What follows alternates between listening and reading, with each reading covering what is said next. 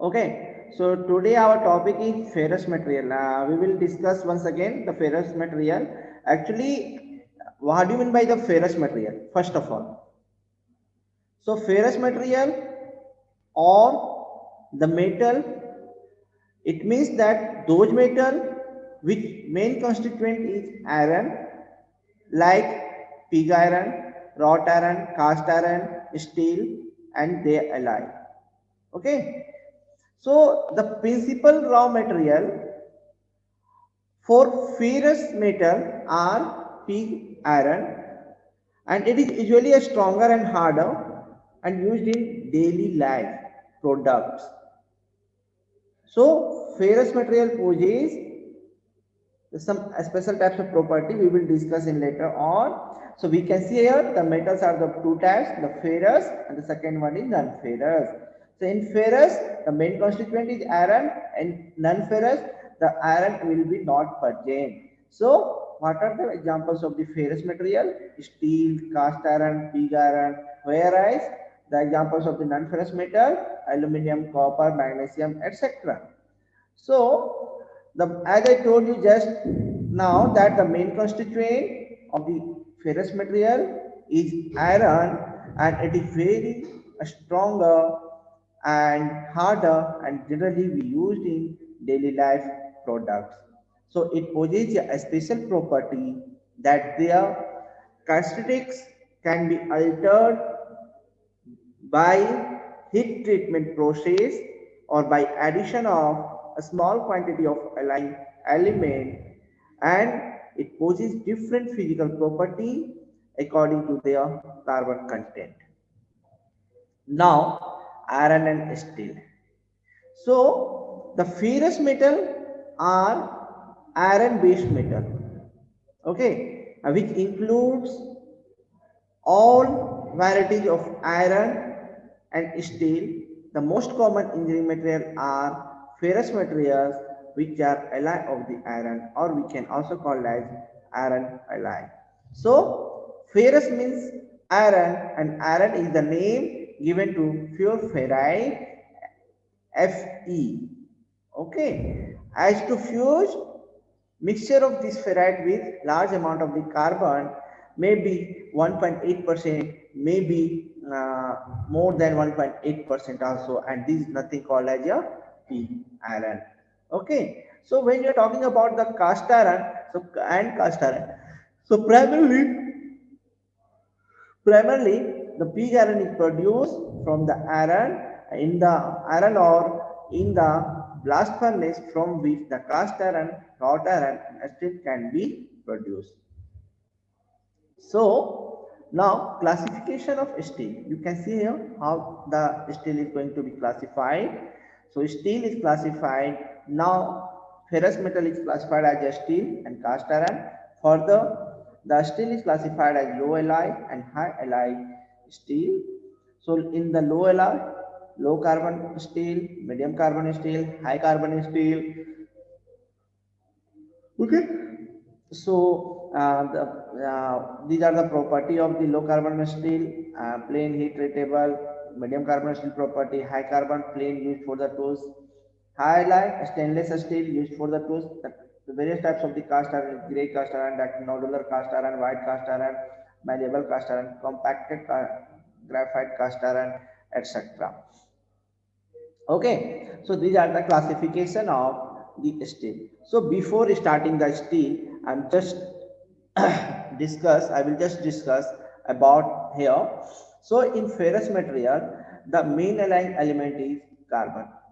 Okay, so based on the carbon percentage, these alloy have different property, like when the carbon content is less than 2.14%, look, then it is termed as a steel, and when the carbon percent is more than 2.14% up to the 6.67% is nothing called as a cast iron. Okay. So max more than 2.14% of the carbon called as a cast iron, less than 2.14% of the 2.14% of the carbon is known as steel.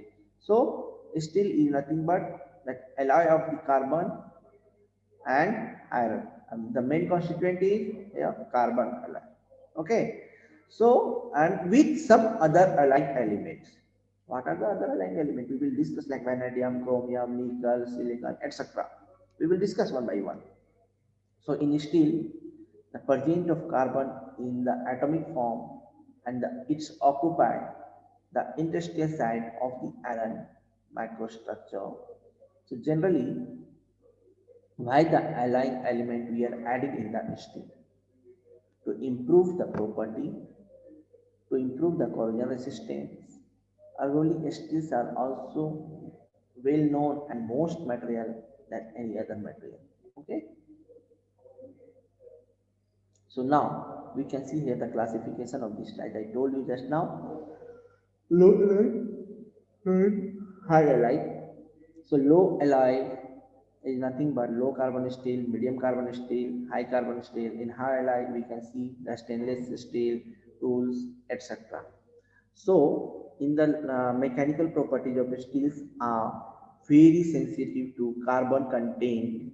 Hence, it is practical to classify the steel based on the carbon content.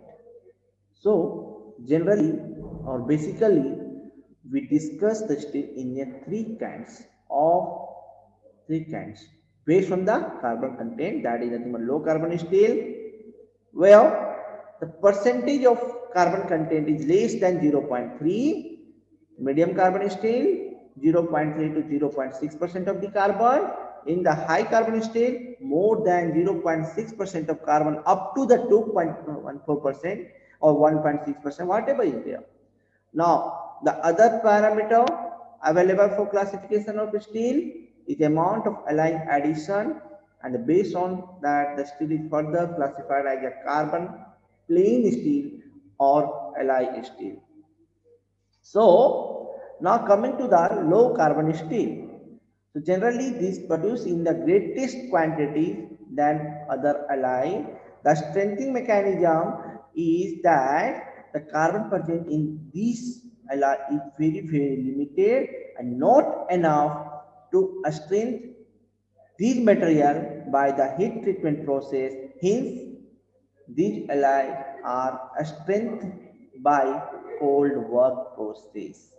So the structure and their structure, the microstructure in the low carbon steel consists of ferrite and perlite. The property is because of this ferrite and perlite structure.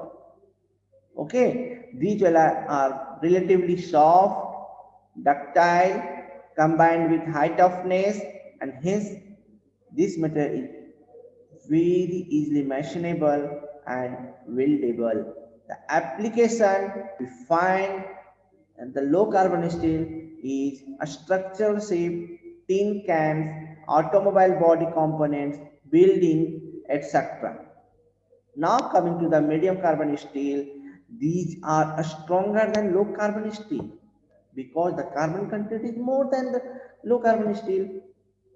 So, but when we are talking about the ductility, the ductility of medium carbon steel is less than low carbon steel, but the hardness will be more. So, what is the strengthening mechanism? Here, these alloy can be improved using the heat can be heat treated to improve their strength. Okay, so usually the heat treatment cycle consists of here the sternizing, quenching process and tempering at the suitable condition to acquire required hardness. So what are the property? So they are often used in tempered condition. As hardenability of this alloy is low, only thin section can be heat treated using very high quench rate. So application where you are going to find it, like gears, wheel parts, some machine parts where it requires good combination of the strain as well as toughness, railway tracks and wheel, etc. So what is the effect of alloy when we are going to add the alloy in this carbon medium carbon steel, what will going to be happening? So when you are going to add the some alloy like chromium, molybdenum, nickel, then it is going to improve the hardenability. Now we will discuss about the high carbon steel. The high carbon steel is more stronger and hardest of other types of carbon steel, and of course, the ductility will be less. So, what is the strengthening mechanism of the high carbon steel? The strengthening mechanism of the high carbon steel is that we can do the heat treatment. So, generally, when you want for the hardening and tempering condition, hardened and tempering, we use that high carbon steel. The property is very wear resistant, high wear resistance, capable of holding the sharp edges. Application we can use C in the tools, die, still owing to high hardness, wear resistance property, and the effect of alloy is nothing but when you are going to add some alloy like molybdenum, tungsten, chromium, vanadium, etc. It is going to form the hard carbide with when it is going to react with the carbon per gen, the wear resistance of the high carbon steels may be improved, okay, or little bit get improved. Now we will talk about high strength alloy steel. This is nothing but a special types of group, okay, or generally it is named as a HSLA, and the most common allying element is copper, vanadium, nickel, tungsten, chromium, molybdenum, etc. And this can be strengthened by the heat treatment process, and at the same time the ductility and the formable will not get reduced. So this type of these steels is more resistant to the corrosion more than the plain carbon steel, which they have replaced in many applications like a structural strength is critical, where the structural strength is also critical. So application we can see in the bridges, pressure vessel, etc. Okay. So now I will discuss about some effect of alloy, the elements on the steels. Okay, the first one is nothing but manganese. Before that, the first main constituent, as I told you in the steel, is carbon. So carbon is far most important constituent of the steel. Okay, generally it combines with the iron to form the iron carbide that is called as a Fe3C, and this is nothing the named as cementite. So within the certain limitation, the higher carbon content of the steel will have, the greater will be the ultimate strength and the hardness, the range through which it can be heat treated. Same time, what will happen about the ductility? The ductility, malleability, toughness, the impact resistance, weldability is going to be reduced as the carbon content is increased. So जैसे जैसे आप carbon content increase करेंगे, आपका जो ductility property होती है, malleability की property होती है, toughness, impact resistance, weldability of the steel is getting reduced. Now manganese. So manganese is the most important ingredient in steel after the carbon. Okay, the primary purpose of addition of manganese is to deoxidize or desulfurize the steel to produce a clean metal. It deoxidizes by eliminating the ferrous oxide, and that is harmful impurity, and it combines with the sulfur and the excess manganese. If the addition of manganese will be excess more, then it is going to form as a manganese carbide, and which has characteristics in hardening and toughening the steel similar to those of cementite, although not to as great an extent. So manganese possesses the property called as a penetration hardness. It means that the heat treatment of large section, the hardness is not merely on the surface but penetrates the core as well. So thus, as it possesses just like a cementite, the strength and hardness will be increased, ductility, weldability will decrease, hardenability increases.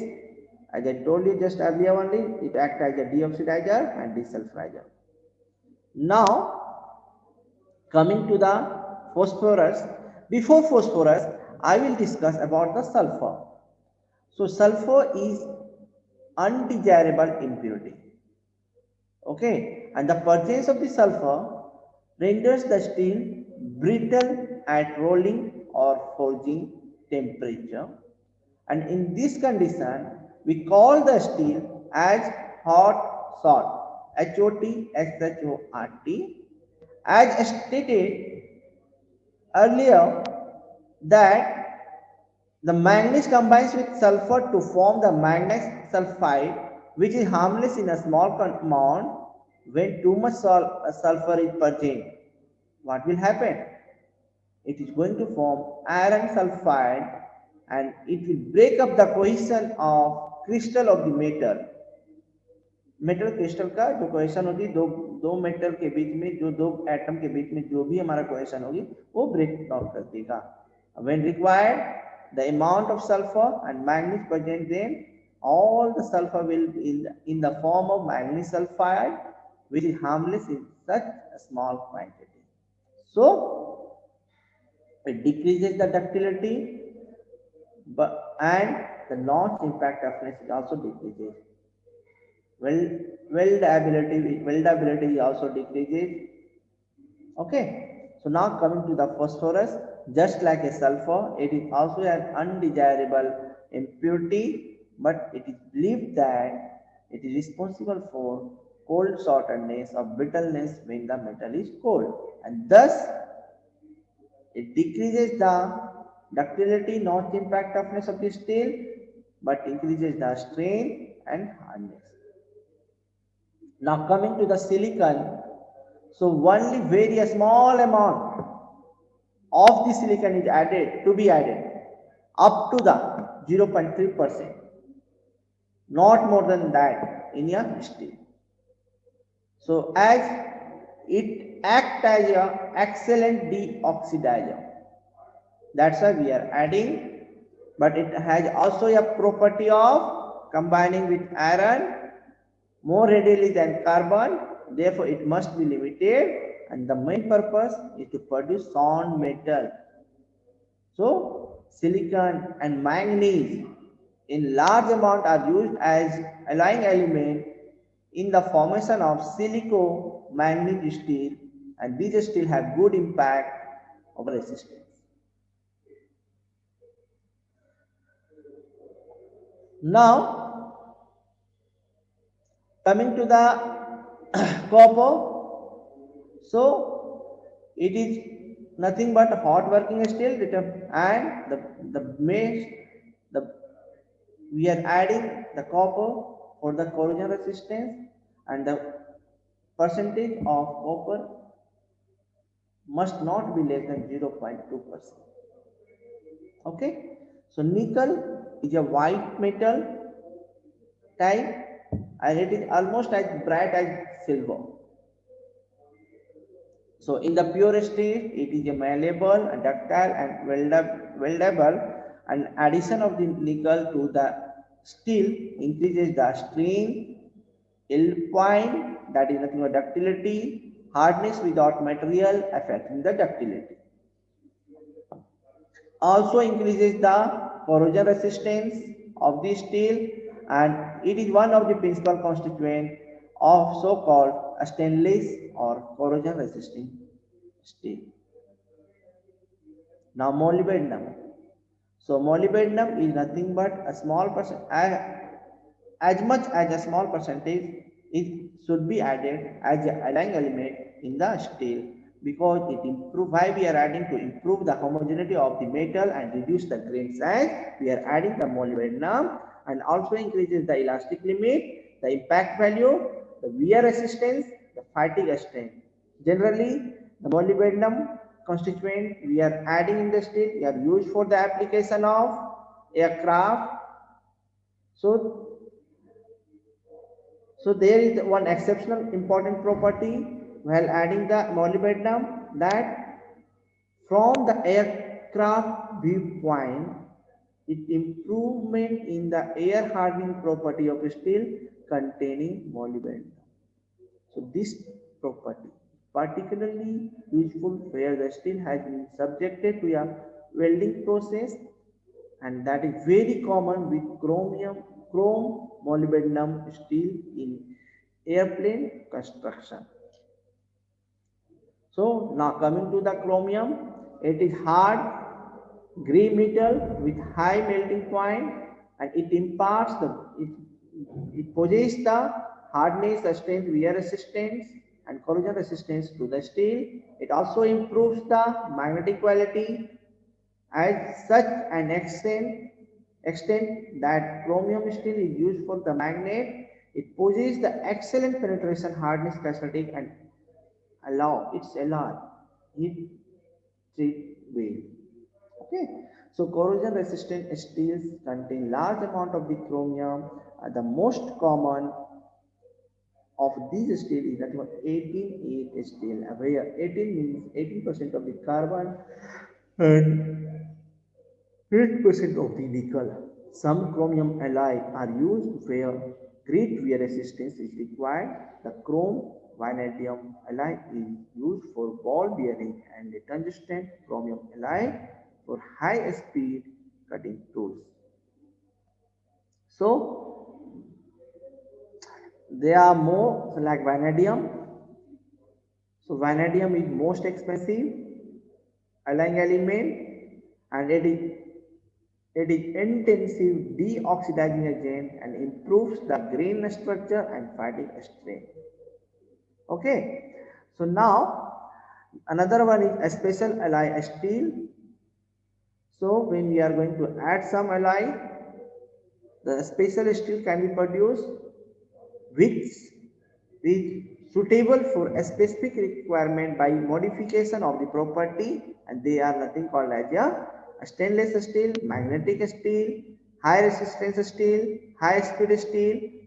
The stainless steel, the name comes from the high resistance to the corrosion.